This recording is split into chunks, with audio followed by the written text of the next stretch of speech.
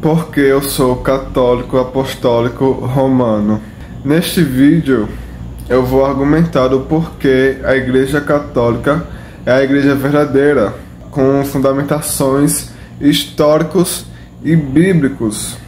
É interessante assistir até o final se você quiser, se estiver aberto a querer estar na Igreja verdadeira, se estiver aberto à verdade, se quiser conhecer mais o catolicismo. E para você que já é católico, para que você blinde a sua fé contra as mentiras. Então vamos lá.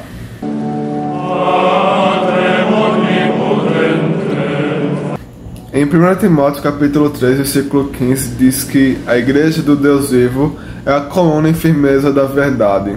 Ora, que igreja é essa? As outras vertentes do cristianismo, além do catolicismo, ainda não existiram quando o autor escreveu essa passagem no século I. Elas vieram séculos depois. Então não tem como ser essa igreja que o autor está se referindo.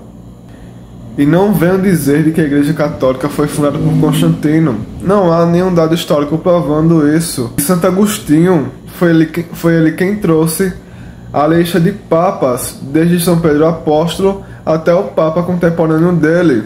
Essa igreja é apenas uma que foi espalhada pelos apóstolos, porque a verdade é só uma. Não pode haver igrejas verdadeiras com doutrinas divergentes. E também se faz necessário que haja um líder universal de toda essa igreja, para que essa igreja seja apenas uma, mesmo que seja suscetível a divisões. É aí que entra o Papa, para acabar com essas divisões de doutrinas. E pelo mesmo motivo, não é cada um com sua própria interpretação da Bíblia, porque a verdade é só uma. Então se faz necessário que haja um magistério que interprete a Bíblia e ensine a doutrina de Jesus, que está contida tanto na tradição oral quanto na tradição escrita.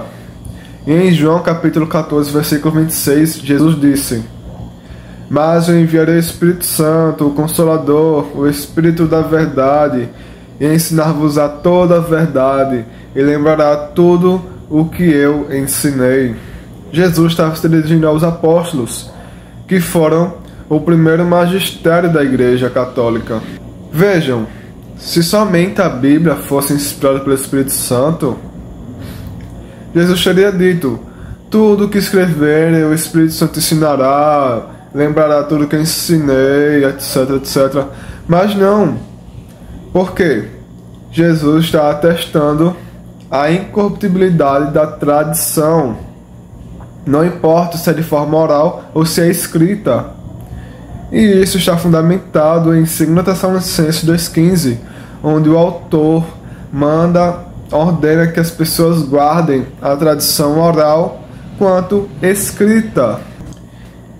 E é na Igreja Católica que você encontra um magistério, a sua tradição oral e escrita, que tem a assistência do Espírito Santo para que não se corrompa. E em 1 Timóteo capítulo 3, versículo 15, essa passagem se cumpre quando a Igreja define um dogma de fé ou moral, ou quando o Papa proclama um ensinamento infalível. Fora essas ocasiões, é possível encontrar refutações, equívocos, heresias. Por mais que as pessoas tentem refutar os dogmas e os ensinamentos infalíveis papais, sempre aparecem pessoas para desmentir esses hereges. Só para deixar claro, o Papa não é infalível em tudo. Somente nessas duas ocasiões, que é na definição de dogma e numa proclamação de um ensinamento infalível. E essa igreja, que é coluna e firmeza da verdade, é afundada pelo próprio Jesus. E notem que logo em seguida Jesus disse que as portas do inferno nunca prevalecerão contra ela. Que igreja é essa que perdura até hoje de forma ininterrupta, mesmo passando por várias crises na história dela? E em seguida, Jesus dá a chave do reino dos céus somente a São Pedro. Que autoridade é essa que ele recebe acima dos outros apóstolos? Vejam, o Papa é o líder máximo e universal de toda a Igreja. E nós vemos que Pedro tem a autoridade máxima na Igreja e de que também é necessário de que se tenha um líder universal para manter a unidade da Igreja em todo o lugar. Pedro foi o primeiro Papa da Igreja, mesmo que não esteja escrito o nome Papa na Bíblia. Os nomes foram dados aos bois com o tempo, não foi assim de uma vez, não está tudo na Bíblia. E para complementar, eu cito Santo Inácio de Antioquia, que ele foi o terceiro bispo de Antioquia, mártir, foi martirizado pelo Império Romano por não negar Jesus, e foi discípulo de João Apóstolo, recebeu a doutrina do próprio apóstolo.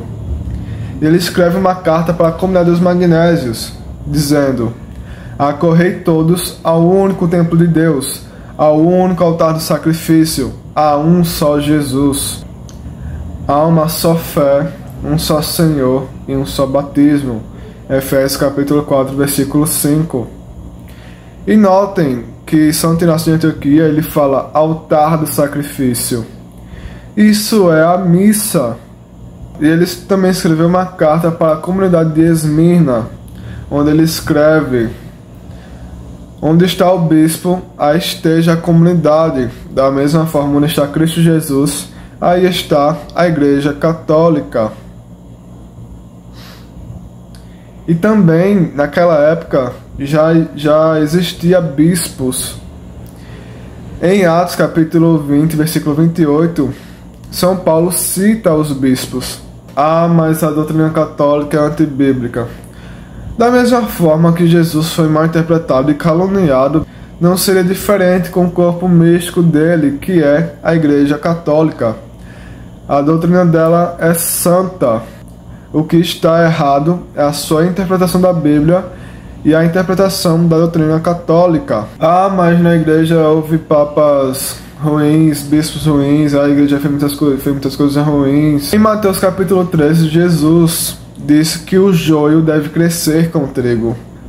A corrupção nunca foi querida na Igreja de Jesus, mas o corrupto sim. Mas na Igreja Católica há mais de 20 mil santos que foram exemplos da vontade de Jesus, e muitos eram grandes pecadores que se converteram para Jesus por meio da doutrina católica, por meio da doutrina de Jesus.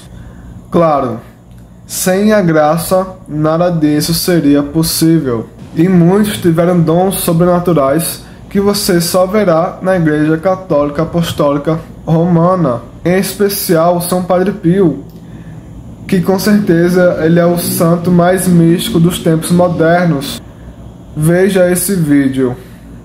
E ele foi canonizado pela Igreja por ter recebido dons extraordinários, como os estigmas de Cristo, o dom da bilocação e da levitação. Mas ele foi mais conhecido pelas estigmas de Cristo, que são os ferimentos de Cristo. E uma coisa que rolou é que o Padre Pio, ele nunca se vangloriou, nunca se achava ou queria ser Jesus, se achava Jesus. Inclusive, ele tentava esconder os estigmas. Tem algumas fotos que dá pra ver os estigmas, mas às vezes ele usava luva. Então, muitas vezes ele tava com aquela luva sem dedo, não contava pras pessoas, né? Teve um momento da vida dele que perguntaram pra ele como que ele queria ser reconhecido após a sua morte. E aí o Padre Pio respondeu, abre aspas, como um simples frade que reza. Então ele era bem simplório, ele realmente foi devoto e ele tinha um amor muito grande pela Eucaristia. Então ele dedicou a sua vida, os seus esforços, os seus dons ao exercício do seu sacerdócio.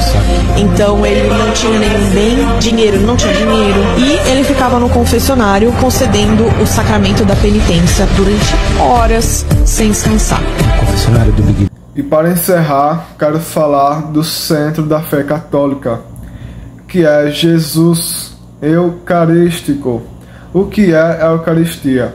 A Eucaristia é o pão consagrado na missa que se transforma, usando um termo mais técnico, mais preciso. O pão consagrado na missa, após ser consagrado, ocorre a transubstanciação do pão no corpo de nosso Senhor Jesus Cristo. O pão, após consagrado, já não é mais pão, e sim a carne de nosso Senhor Jesus Cristo. O vinho, após consagrado na missa, já não é mais vinho, e sim o sangue de nosso Senhor Jesus Cristo. Mesmo que para nossos sentidos isso seja imperceptível. E em João capítulo 6, versículos 51 e 54, fica claro que ele está sendo literal. Jesus disse que ele é o pão descido do céu, quem comer a carne dele viverá eternamente. E os judeus questionam, como este homem pode dar sua carne a comer?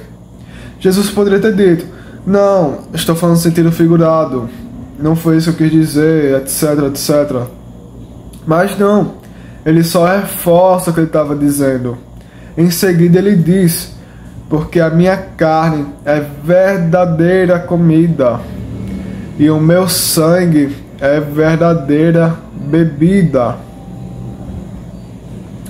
São Inácio de Antioquia também, na mesma carta para a comunidade de Esmirna, ele escreve, abstêm-se eles da oração e da Eucaristia, porque não reconhecem que a Eucaristia é a carne de nosso Senhor Jesus Cristo. E no mundo todo já aconteceu centenas de milagres eucarísticos, onde o pão consagrado na missa se transformou visivelmente na carne de nosso Senhor Jesus Cristo. E o beato Carlo Acutis, que será canonizado brevemente, ele viajou o mundo todo coletando esses milagres eucarísticos e colocando tudo no site dele. Você pode pesquisar isso. Lá ele explica, né, esse milagre eucarístico, ele fala o que é, etc. Eu recomendo que você veja. Se os milagres eucarísticos fossem uma ação demoníaca, o demônio também faria milagres eucarísticos na Igreja Ortodoxa, que é outra vertente do cristianismo. Mas lá não acontecem milagres eucarísticos. E para encerrar, encerro com a frase do Padre Paulo Ricardo, e que também vários outros santos também já disseram. Creio em tudo que ensina a Santa Igreja Católica. Nesta fé eu nasci, e nesta fé morrerei. Amém. Se gostou desse vídeo, deixe seu like, comente, se inscreva. Eu sou Edivando Genuíno e estou no Instagram e no TikTok também.